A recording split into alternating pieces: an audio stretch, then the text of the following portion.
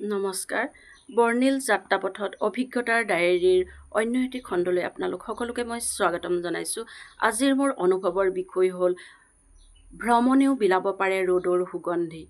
ভ্ৰমণত থাকে সৃষ্টিৰ আনন্দ।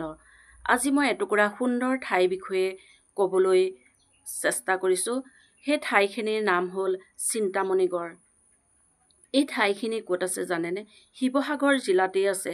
শিৱসাগৰৰ পৰা গৌৰীসাগৰ পাৰ হৈ হাতীখুলি ৰাস্তাৰে গৈ খনামুখৰ একেবাৰে ভিতৰুৱা ঠাইত অৱস্থিত এই চিন্তামণিগড়।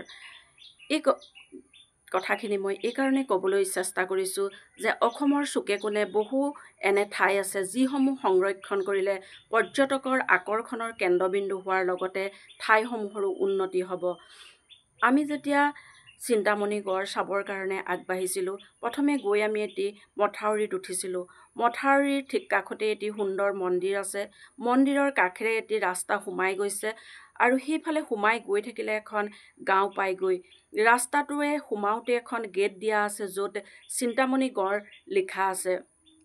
ঠাইখিনিলৈ গৈ অনুভৱ হ'ল ঠাইখিনি সুন্দৰকৈ সংৰক্ষণ কৰিলে গৌৰৱ তথা সৌন্দৰ্য বহু পৰিমাণে বৰ্ধন হ'ব।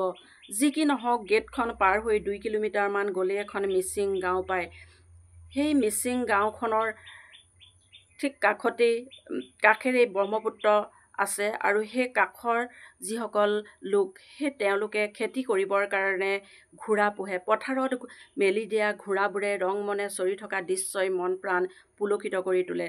অনন্য প্ৰাকৃতিক সৌন্দৰ্যৰ মাজত থাকি তেওঁলোকে জীৱন অতিবাহিত কৰে। যদিও বানপানীয়ে তেওঁলোকৰ সমস্যাৰ সৃষ্টি কৰে, তথাপি এক সুন্দৰ মনোমোহা পৰিৱেশ তাত আমি দেখা পালোঁ। ধন্যবাদ।